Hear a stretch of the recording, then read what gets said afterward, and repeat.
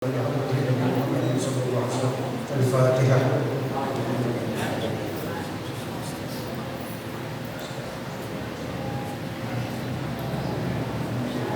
Bismillahirrahmanirrahim.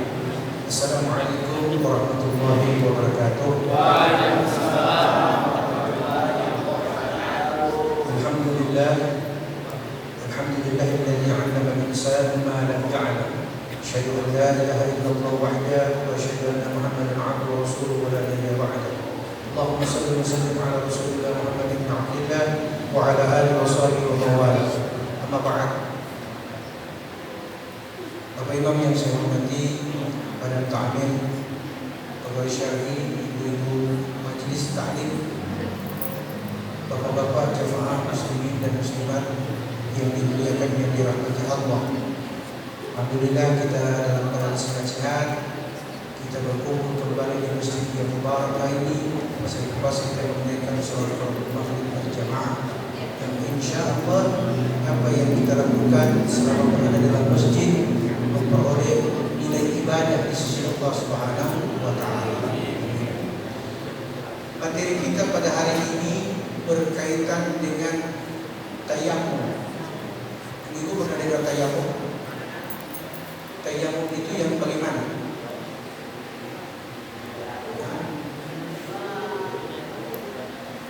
Tayamum itu berwudu. Bapak-bapak, tayamum itu yang bagaimana? Baik.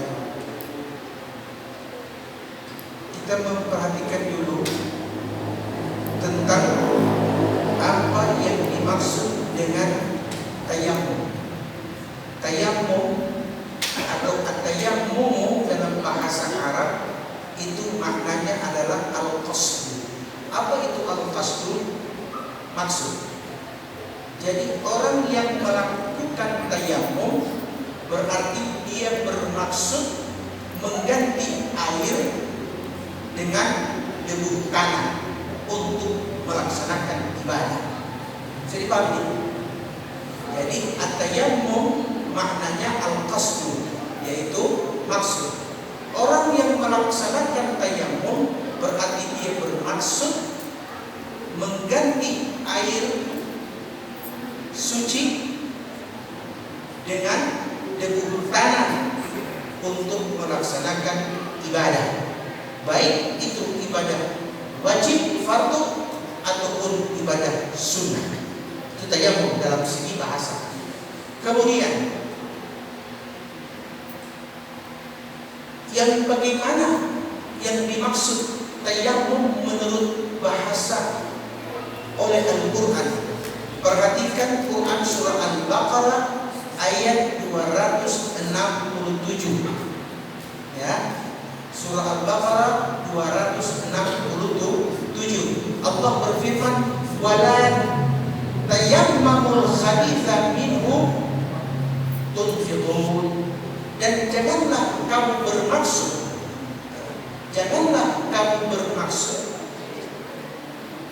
memberi infak dengan sesuatu yang buruk. Bisa dipaham? Maksudnya bagaimana? Ibu, kalau seandainya di rumah ada makanan yang mau diberikan kepada tetangga, ibu bagaimana caranya memberi makanan yang ada di rumah? Ini contoh. Ada buku balangan, kantal di dalam parapat dengan ikan goreng. Yang mau dikasih sama tetangga yang mana? Ikan goreng. Ini yang begini suka sama ibu-ibu. Kata ibu-ibu menjawabnya pasti pas. Sekarang bapak-bapak, kalau hari Jumat di masjid ada 10.000 dan 5.000, celengan lewat isi yang mana? Jangan membela diri, yang betul. Yang 5.000. Paham ya? Paham ya maksudnya? Apakah itu salah? ikan goreng daripada woku tidak salah. Yang kasih 5.000 daripada 10.000 juga tidak salah. Tapi Quran mengatakan, Quran surah Al-Baqarah ayat 267, Allah mengatakan, wala tayammamul khabitha, janganlah engkau memilih sesuatu yang engkau sendiri tidak suka, kemudian dengan itu engkau berikan. Maksudnya apa? Yang paling kita suka woku. Quran bilang, janganlah engkau memberi sesuatu yang buruk. Al-khabith, apa itu yang buruk? Yang ente sendiri tidak mau. Tentu kalau ditanya, apalagi orang lain. Betul tidak? Yang pasti bendahara masjid memilih 10.000 daripada 5.000. Nah, walaupun itu tidak salah, tapi kita ingin sekali-kali, walaupun hanya seminggu sekali atau hanya satu Jumat satu kali, ada yang terbaik kita berikan kepada orang lain. Ini yang Tuhan maksud dengan pengertian tayammum, bermaksud. Jadi Bapak, kemudian, tapi apakah pembahasan malam hari ini tentang itu? Mari kita lihat. Dalam Quran surah Al-Maidah ayat 6, Allah Subhanahu wa taala berfirman, "Fatayammamu sha'idan thayyiban." Maka bertayamumlah kalian dengan debu tanah yang suci. Harus dipahami ini yang mana yang dimaksud dengan debu dan mana yang dimaksud dengan abu. Karena sama-sama debu.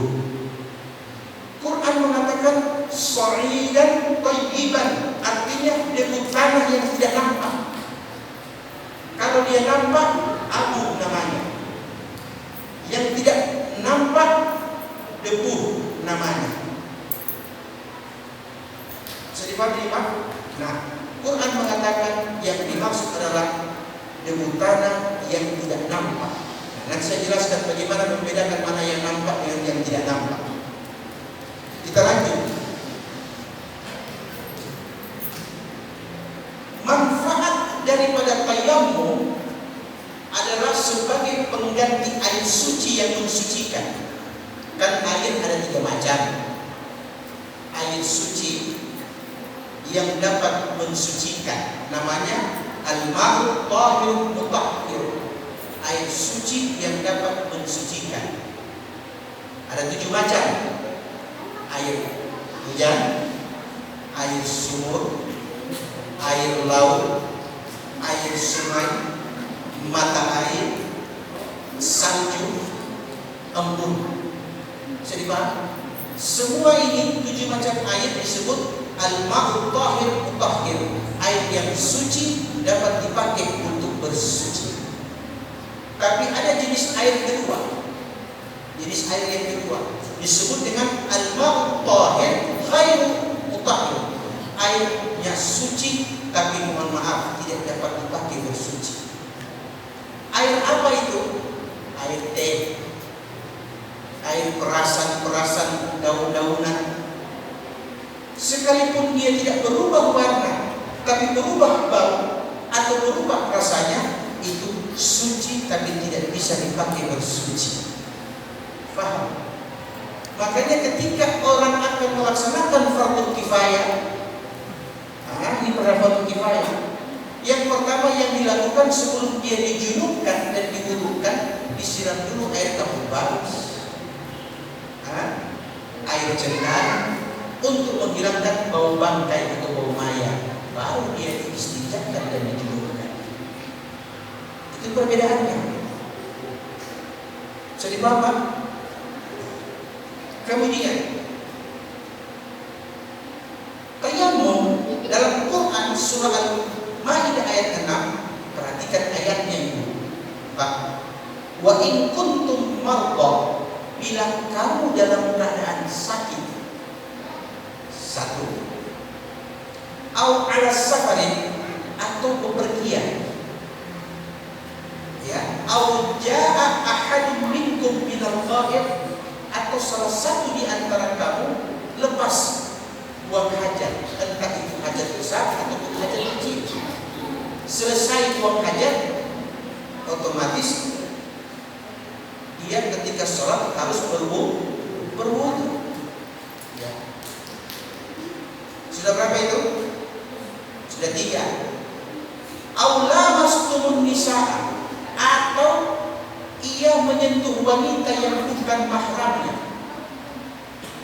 Dia dalam keadaan berwudu, dalam keadaan suci, dia menyentuh istrinya. Istrinya kan bukan mahram, maka otomatis wudunya batal. Tapi kalau anak perempuannya tidak batal, karena itu mahram. Apa itu mahram? Wanita yang haram dinikahi. Siapa mereka? Ada 15 orang, dibagi 2. Yang 13 haram selama-lamanya, yang 2 haram sementara. Haram sementara yang mana yang 2? Wanita yang ada suami. Haram kita menikah dengan wanita yang ada suami sementara. Tapi kalau dia sejanda, selewat masa iddah, boleh tanya. Coba. Itu pertama. Yang kedua, wanita yang bersaudara kandung, seayah seibu, atau yang seibu, atau yang seayah lain ibu. Nah, contoh, mai tua ada adik perempuan. Karena dua-dua kita suka, dua-dua kita kawin, boleh? Tidak boleh selagi mereka bersaudara kandung. Dan itu hukumnya haram sementara. Kecuali dia punya kakak diceraikan, entah dicerai hidup atau cerai mati, baru boleh kawin dengan saudaranya. Jadi intinya tidak boleh memadu 2 wanita yang bersaudara kandung dalam satu perkawinan. Itu 2 golongan ini haram sementara. Tapi yang 13 sampai hari kiamat haram selama-lamanya. Siapa mereka? Mama yang melahirkan kita, saudara perempuan mama, saudara perempuan papa, anak perempuan kita, oke? Anak perempuan dari saudara kandung kita, ponakan, ibu yang menyusui kita, ibu susu, saudara susu yang perempuan atau yang laki-laki tidak boleh dikawini sampai yaumul qiyamah. Ada 13 mereka. Oke, kembali kita yang dikatakan di sini, apabila engkau dalam keadaan sakit atau bepergian atau selepas buang hajat kecil ataupun besar, atau kalian menyentuh wanita yang bukan mahram. Bukan mahram 15 kali ya. 5. Kemudian dikatakan, ulama bilang bukan menyentuh kulit dengan kulit, tapi yang dimaksud di situ adalah berkumpul antara suami istri. Saya sudah jelaskan itu berkumpul bagaimana, mana ada anak-anak atau anak-anak sampah di sini. Artinya itu pendapat Imam Malik yang mengatakan laras nisa bukan bersentuhan kulit, tapi berjima. Tapi Imam Syafi'i mengatakan tidak, bersentuhan kulit pun sudah membatalkan wudu. Sebab kemudian dikatakan kalau sudah itu 4 tadi, sakit, safar, selesai buang hajat, menyentuh wanita, dikatakan falam tajidu ma'an, ternyata pada waktu kalian mau melaksanakan sholat kalian tidak menemukan air, maka kata Quran fatayammamu sa'idan thayyiban, maka bertayamumlah kamu dengan debu tanah yang suci. Famsahu biwujuhikum, caranya usaplah debu tanah tadi ke wajahmu, wa aydikum minhu, dan tanganmu. Nah, dan tanganmu. Saya jelaskan nanti bagaimana caranya. Kemudian di sini dikatakan wajtama'atil ummatu ala jawazi tayammum wa annahu yanubu fi at-taharati 'anil wudu'i wal ghusli wa la yajuzu tayammum 'an izalati najasah. Artinya ulama sepakat membolehkan tayammum sebagai pengganti air ketika berwudu dan ketika mandi besar, mandi junub, dengan catatan wala yajuzu tayammum an izalatin najasa, dan tayamum bukan sebagai pengganti istinja. Istinja ada hukum sendiri.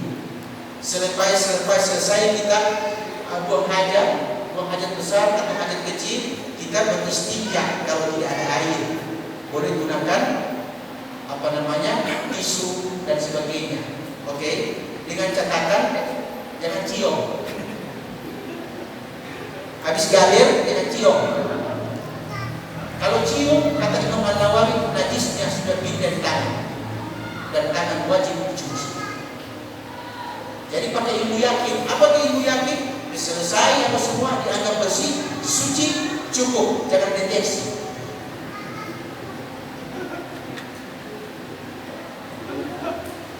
Sampai habis waktu cukup mengukur dengan ini detektor. Sebab ini Pak. Jadi selesai itu, sekarang persoalan. Sedangkan istinja saja tidak pakai air, pakai tisu atau batu yang datar. Nah, bagaimana berwudu? Maka di sini katakan fatayammamu, maka bertayamumlah kamu bila tidak menemukan air. Coba. Kemudian kaifiyat tayammumi, cara tayammum. Perhatikan cara tayammum. At-tayammum huwa an yamsaha al-wajha wal yadaini ma'al mirfaqaini biturab. Tayammum itu adalah engkau mengusap wajah dan kedua tanganmu sampai ke situ, mirfaqaini. Dengan apa? Biturab, dengan debu tanah. Dengan debu tanah. Lima rawa Ibnu Umar radhiyallahu anhuma anna an-nabiy sallallahu alaihi wasallam qala at-tayammum darbatan, darbatun lil wajhi wa darbatun lil yadayn ila al-mirfaqain. Ibnu Umar mengatakan bahwa Nabi bersabda, tayammum itu adalah dua kali tepukan. Ya. Darbatun lil wajhi, satu tepukan untuk menyapu wajah, dan satu tepukan lagi untuk mengusap kedua tangan sampai ke sini. Jadi syaratnya tayammum harus dua kali tepukan, tidak boleh satu kali tepukan untuk wajah dan kedua tangan, tidak sah. Wabillahi taufiq wal hidayah. Assalamualaikum warahmatullahi wabarakatuh. Ada pertanyaan? Kenapa? Sini dulu, ada pertanyaan? Ya, silakan. Bagaimana? Ya.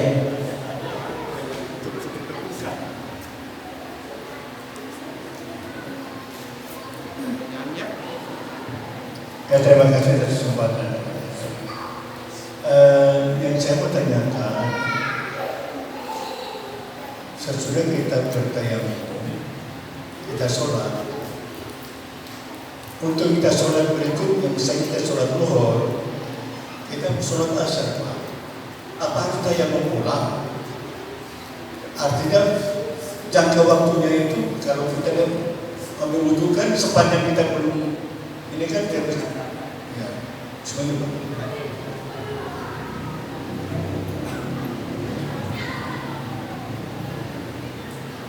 Baik, jawaban saya pending karena nanti akan ke situ. Ya, saya tahan dulu jawabannya karena yang ditanyakan ini pada bab berikut. Tapi malam ini insya Allah saya jawab juga. Ada lagi pertanyaan yang lain? Sebelum saya lanjut, kaifiyat tayammum, cara tayammum. Ada? Tidak ada? Kita lanjut. At-tayammum huwa an yamsaha al-wajha wal yadayn ma'al mirfaqain. Jadi begini caranya.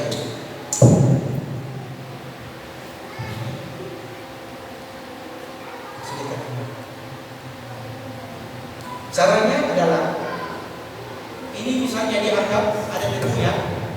Karpet itu pasti ada debu ya. Kalau tidak di karpet bisa di tanah. Yang penting tanah bersih. Tepukan begini. Itu namanya satu tepukan.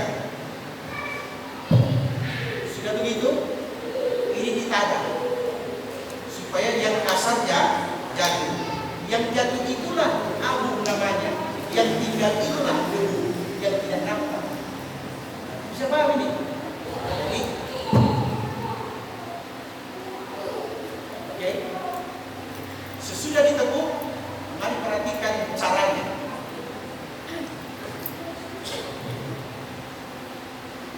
Ini kalau ada belah, ada yang cabut. Sama seperti itu. Perhatikan ya. Setelah sudah ditekuk, diratakan begini, baru baca niatnya. Nawaitu tayammuma istibahati shalah fardhan lillahi ta'ala. Saya berniat melaksanakan tayammum agar dapat melaksanakan sholat fardu karena Allah. Niat dulu. Sudah ditekuk, sudah kasih begini, baca niat, mengusapnya. Ya, sudah kan ini? Berakhir di dada. Berakhir di dada. Ini. Perhatikan. Untuk begini. Ya. Nah, ini tarik ke dalam, itu dari mata, ke bawah, sampai berakhir di dada. Selesai satu tekukan. Letakkan di tempat yang berbeda, jangan situ lagi.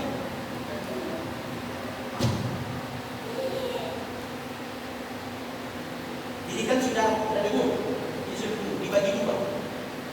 Cara bagi dua begini, mulai dari kanan dulu, kiri yang masuk ini setengah ini, setengah ini masuk sini, tampal ke ujung, ditarik. Ini tarik, nah itu berarti setengah yang masuk. Yang sisanya ini putar ke dalam. Bisa? Yang kanan sudah. Sekarang yang debu di kiri. Setengah tarik. Nah, tarik. Ini masuk. Yang setengah lagi. Selesai tayammum. Selesai tayammum. Bisa dipaham? Baik. Saya lagi. Ya.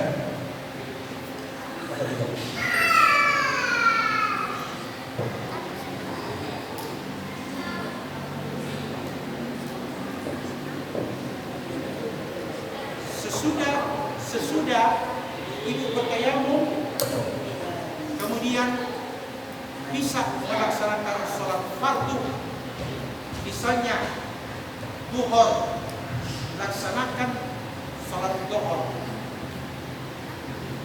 Tiba waktu asar, tayammum lagi, karena hukum tayammum hanya untuk satu kali setiap sholat wajib dan boleh berulang-ulang kali untuk sholat sunnah. Jadi kalau sholat sunnah atau tarawih boleh satu kali tayammum. Bisa dipaham? Tapi kalau sholat fardu, walikulli fardin tayammum, bagi setiap sholat fardu satu kali tayammum. Bisa dipahami lagi? Kemudian ويشترط أن يكون التراب طاهرا لأنه طهارة ولا تجوز بالنجس كالوضوء. Disyaratkan debu tanah yang digunakan adalah debu tanah yang suci. Tadi saya jelaskan yang suci ya, dan kemudian dikatakan wala tajuz bin najas kalwudu, dan itu tidak bisa menghilangkan najis seperti berwudu dalam keadaan berwudu. Contoh, kita air ini ada anak yang kencing di baju, ya. Gimana ini supaya itu? Tayammum tidak boleh, karena tayammum bukan untuk menghilangkan najis, tapi menghilangkan hadas kecil dan hadas besar. Jadi satu kali tayammum bisa mengganti satu kali junub. Ibu junub, entah itu air, nifas atau jimat, mau mandi tidak ada air, maka tayammum. Dengan katakan tayammum pertama untuk menghilangkan hadas besar, baru tayammum lagi untuk melaksanakan sholat fardu.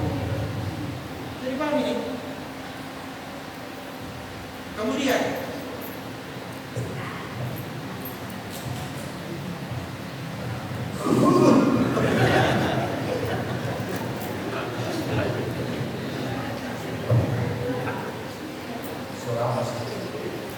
kita lanjut. Atau ada pertanyaan? Ada? Kita lanjut. Asbabut tayammum, sebab-sebab orang dibolehkan tayammum. Sebab yajuzu tayammum li ahadin sababain. Dibolehkan orang melaksanakan tayammum karena ada dua sebab. Perhatikan dua sebab. Kalau dua sebab ini tidak ada, tidak boleh tayammum. Apa itu?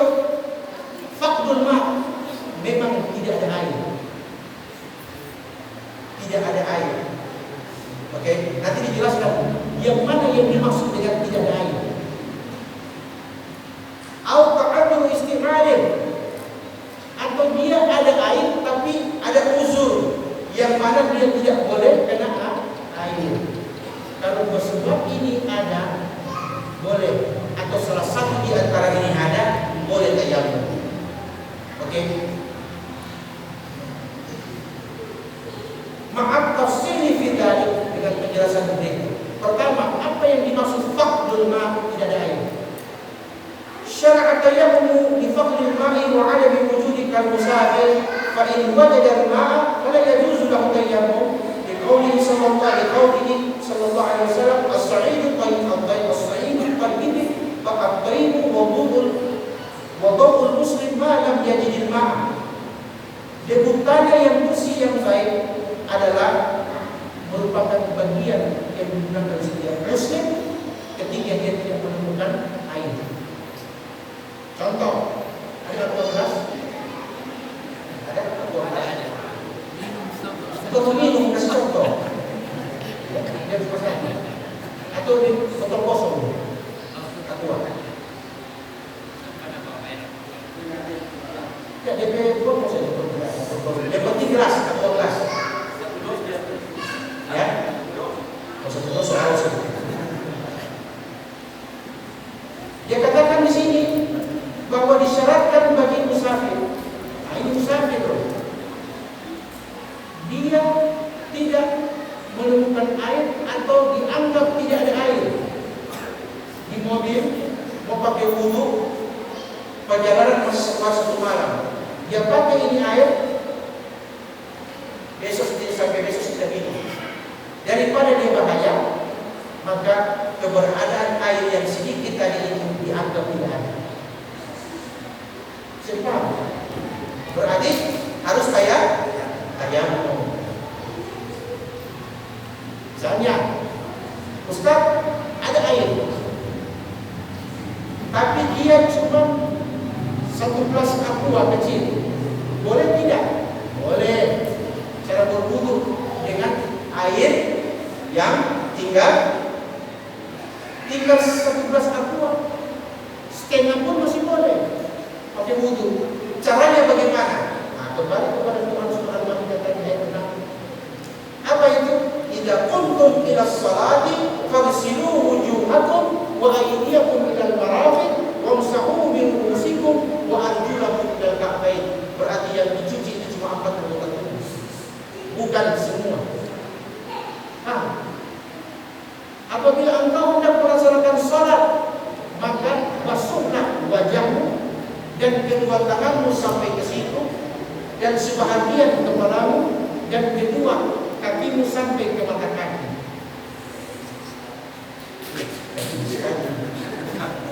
Ini contoh.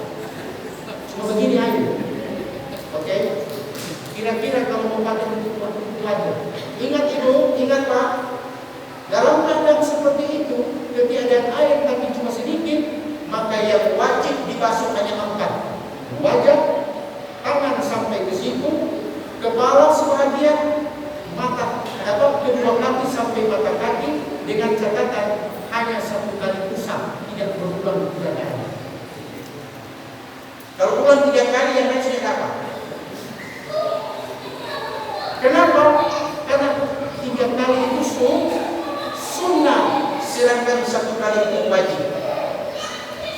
Jadi disediakan ya. Jadi kalau ada misalnya di begini, yang mengambil ini. Dawai dua, kalau di sini susah. Sepekan selesai. Baru taruh lagi di sini, di kiri sedikit, baru mulai selesai. Sepekan. Taruh di sedikit, ukur. Jadi dia tuh air masuk ke dalam. Ambil lagi, sapu ke depan, balas ke depan. Sapu ke belakang, balas ke belakang. Baru kaki kanan sampai ke mata kaki, mata kaki. Sapu dari bawah ke mata kaki. Telapak. Begitu juga sebelah. Selesai dulu. Nah, karena yang wajib rukun wudu itu ada 5. Yang pertama, niat dia berwudu, baru membasuh muka, tangan, kepala, kaki hingga mata kaki, dan yang keenam at-tartib, yaitu apa? Berurut-urutan. Jangan kaki dulu ke kepala. Tidak sah. Jadi ada berhukum. Sebab dengan catatan satu kali cuci. Saya pahami ini cara berhukum. Sekarang cara tayamum sudah dijelaskan tadi. Kemudian dikatakan wala yajuzu li'alim al-mu'ayyin an yatayammama illa ba'da talab. Tidak boleh melaksanakan tayamum sebelum ibu, bapak, saudara berusaha mencari air dulu. Itu syaratnya. Cari dulu air.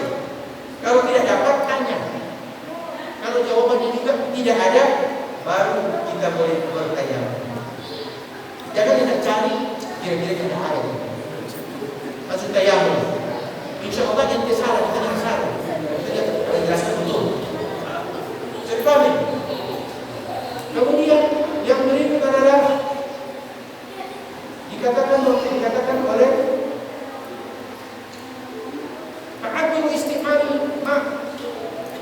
ada air, banyak, lancar.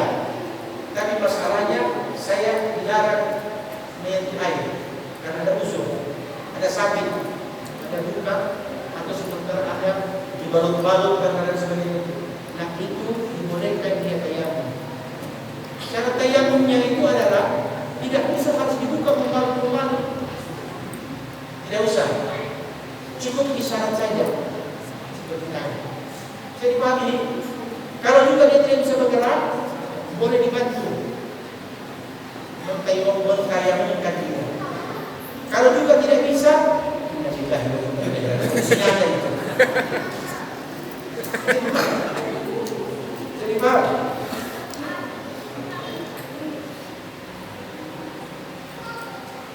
Ada pertanyaan? Ada. Ya.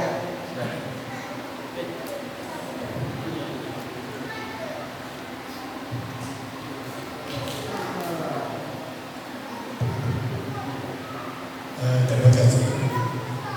Yang saya mau tanyakan Prof, dalam perjalanan dengan kalau yang mobil sendiri gampang kita bisa atur. Tapi misalnya saya ke Gorontalo, saya terus kemudian ibu pada waktu sholat zuhur saya kayak mobil. Kemudian saya sholat, antara dibeli menghadap ke barat, ke timur, ke selatan, tapi sama mata, mustahil. Apa besar?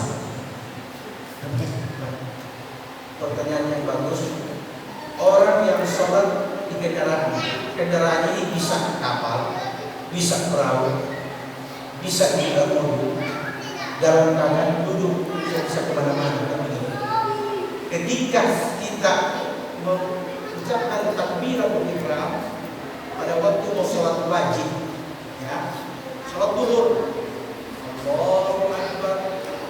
Ini contoh ya. Kita membaca niat dalam hati. Usolli fardhu zuhri, ya, mau digasak. Nah, usolli fardhu zuhri qasran, ya, mengurangi 4 rakaat jadi 2.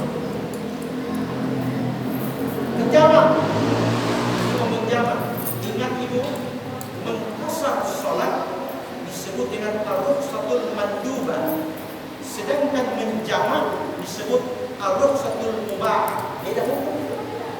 Yang menjamak menggasar mengurangi 4 jadi 2 rakaat bagi musafir itu hukumnya sunnah, ruksa sunnah, ruksa sunnah.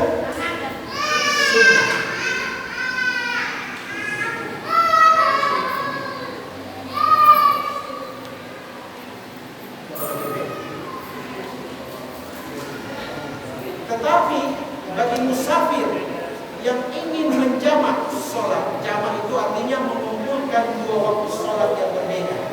Saya mengerjakan sholat zuhur karena sudah masuk zuhur. Tapi perjalanan ini kayaknya ini orang tidak sikai atik bola ini langsung. Berarti kemungkinan asar lewat, maka dia boleh tarik sholat asar tadi dikerjakan di waktu zuhur. Namanya sholat jamak. Kalau dia kurangi 4 jadi 2 rakaat, namanya asar. Yang satu asar hukumnya sunnah, yang menjamak hukumnya mubah, bukan sunnah. Dibolehkan bagi musafir untuk menjamak sholatnya. Ketika dia menjamak, dia tidak dapat pahala, tidak juga dapat dosa. Mubah. Itu disebut ar-rukhsah mubah. Tapi ketika dia menggasar 4 rakaat menjadi 2 rakaat, maka hukumnya sunnah bagi musafir untuk menggasar sholat. Karena ruksa itu ada 4 macam ruksa. Ruksatun wajibah, ruksa yang hukumnya wajib. Keringanan yang Allah berikan tapi hukumnya wajib. Contoh, ya, makan bangkai. Makan bangkai itu haram. Tapi dalam keadaan emergensi darurat tidak ada pilihan kecuali bangkai yang ada, maka jatuhlah hukum keringanan dan menjadi wajib bagi orang itu untuk makan bangkai. Karena kalau tidak mati. Itu namanya ruksatul wajib.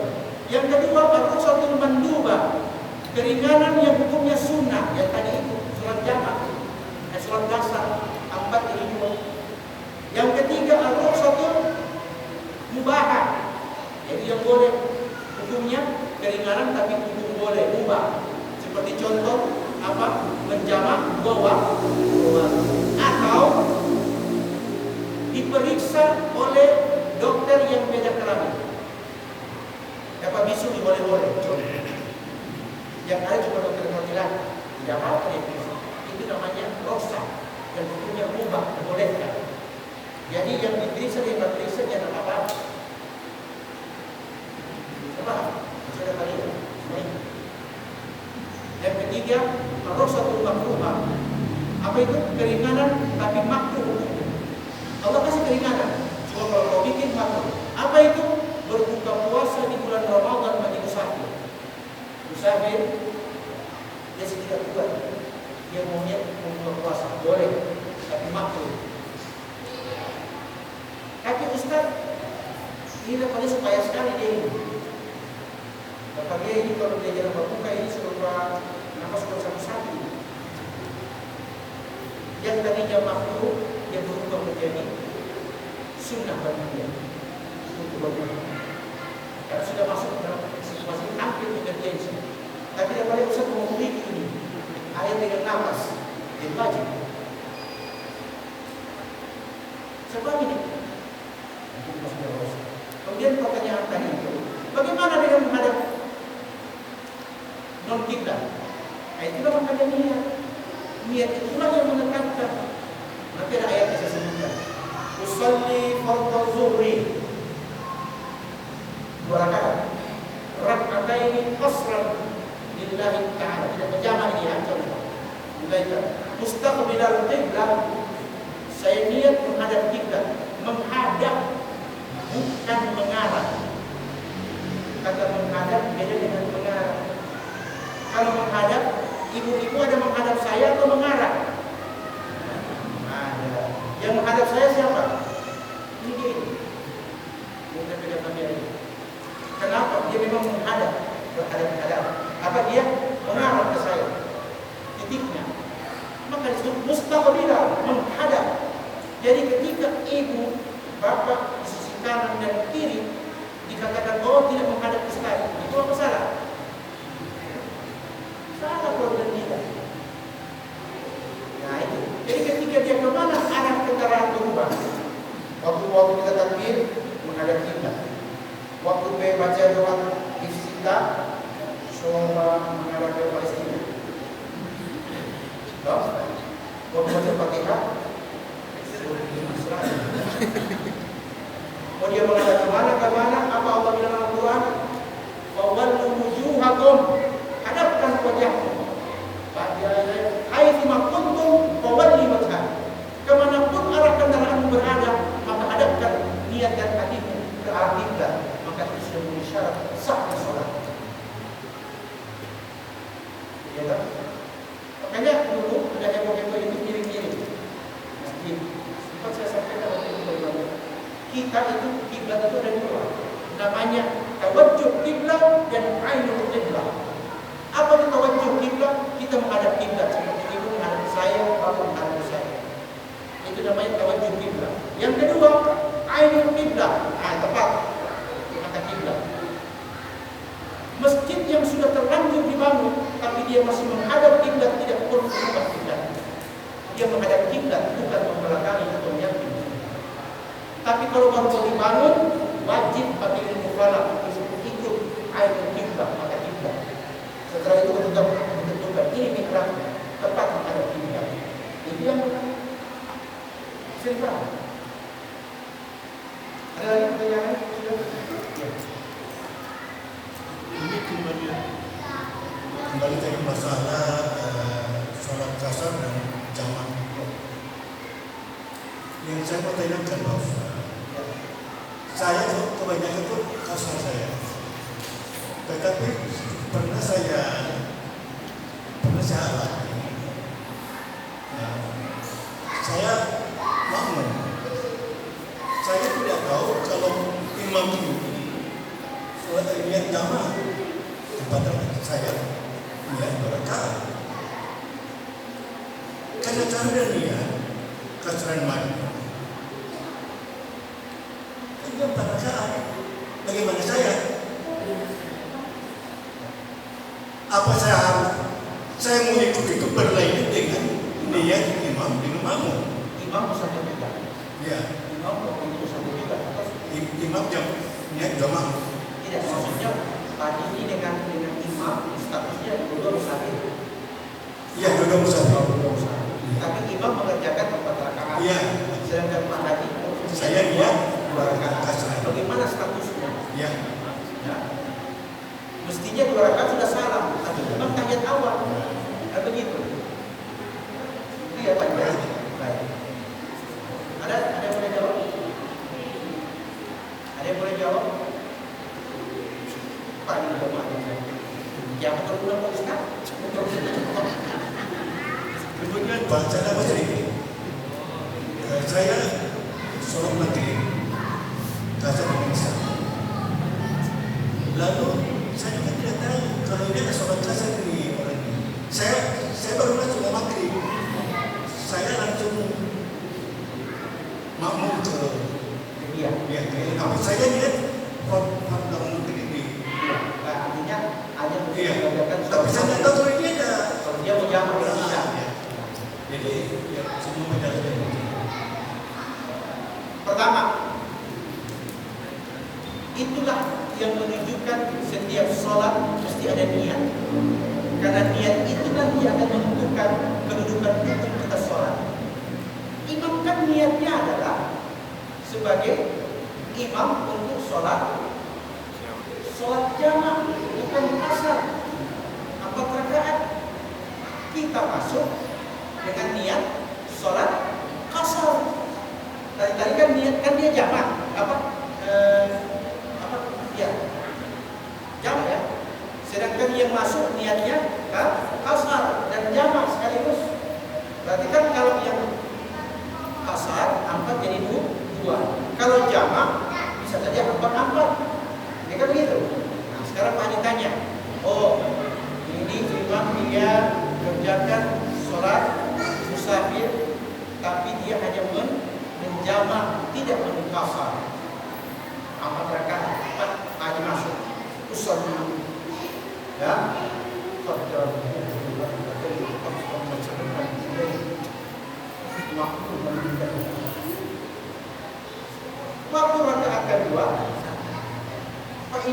makmum mau salam, imam cuma tahiyat dan itu tahiyat awal.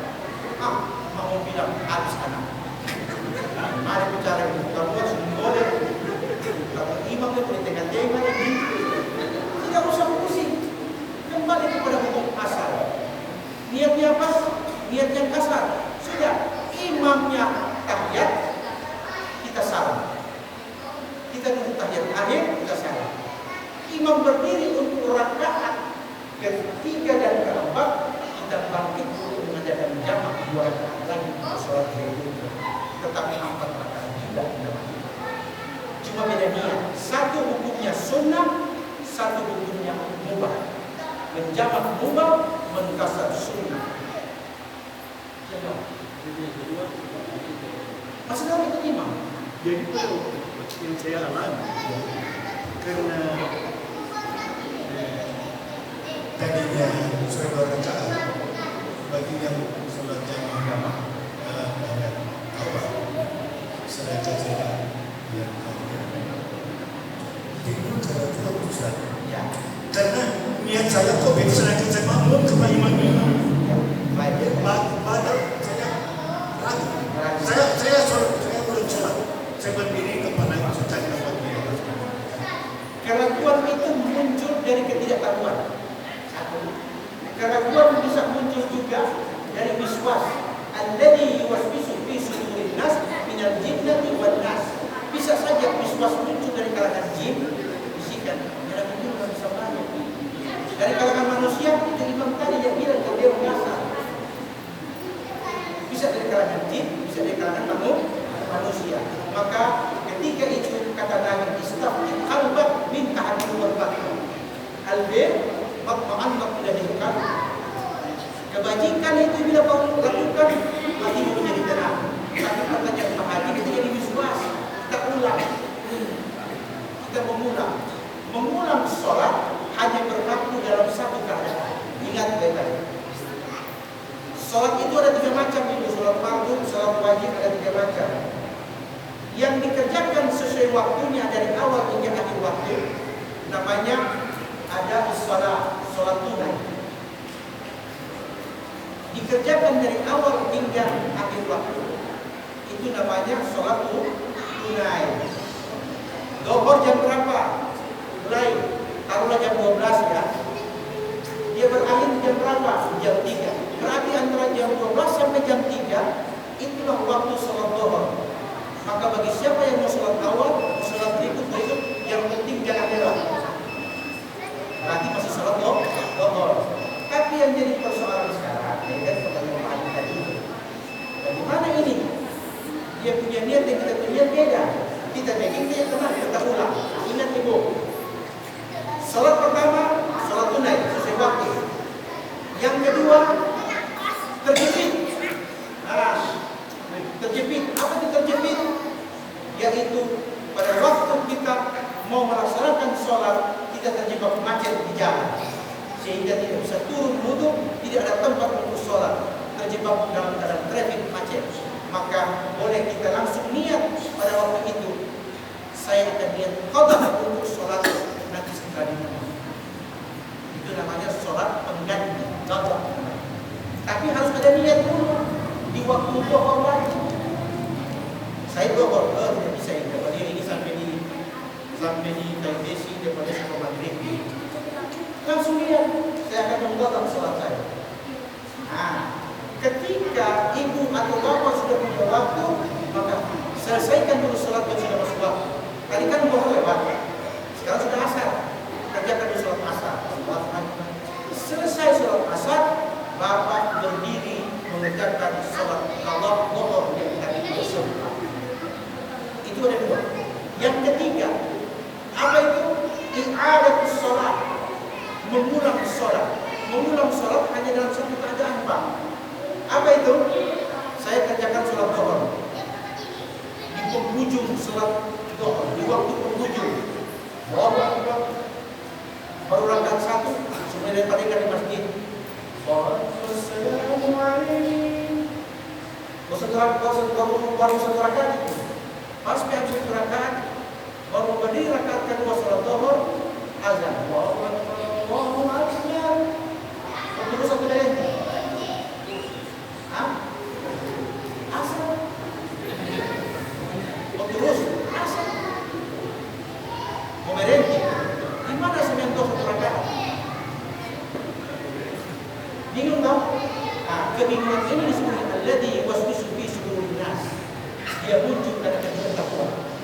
Inilah manfaat majlis taklim.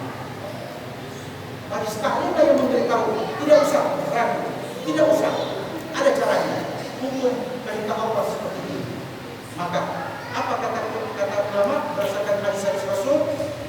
Bagi yang terlambat seperti tadi, baru 1 rakaat sholat zuhur, sudah masuk sholat asar, sempurnakan 4 rakaat sholat zuhur, walaupun dia terbagi 2 waktu.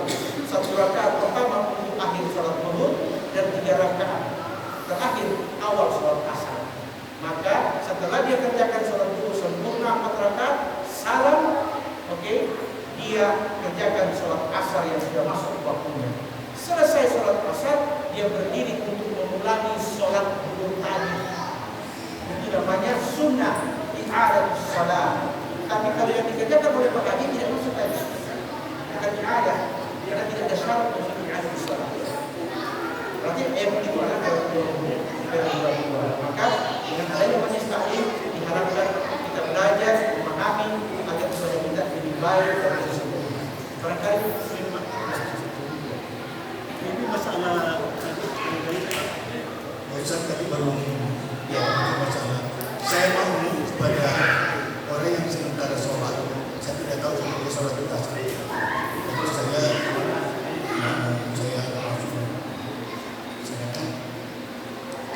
imam biasa ngomong tadi dia sholat asar, saya belum masuk.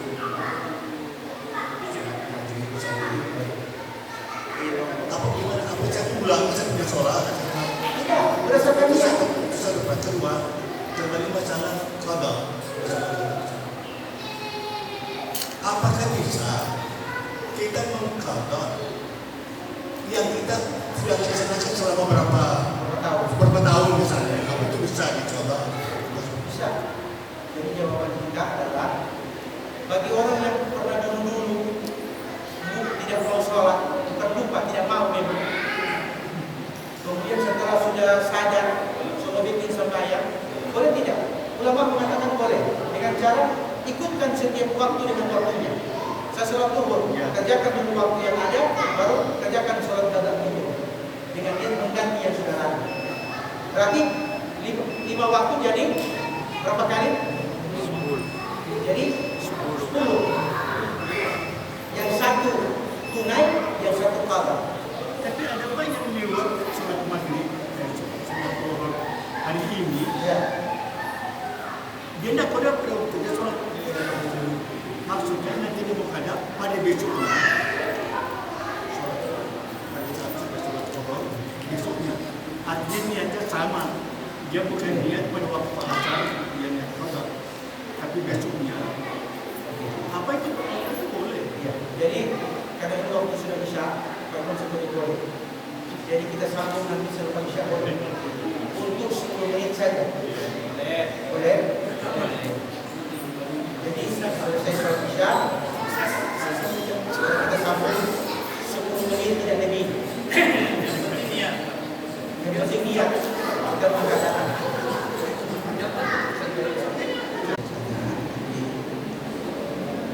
Kita akan waktu 10 menit. Jadi pertanyaan dari Pak Haji tadi tentang berbeda antara niat sholat imam dan makmum. Ya. Boleh tidak? Saya kasih contoh. Kita sholat tarawih di masjid. Kan tidak boleh kerjakan tarawih sebelum isya. Jadi isya dulu baru tarawih. Tapi gitu aturan. Ternyata karena ada satu halangan, tiba-tiba kita ke masjid, imam sudah selesai isya, tapi sudah sementara 2 rakaat awal tarawih. Bagaimana caranya? Balik ke rumah?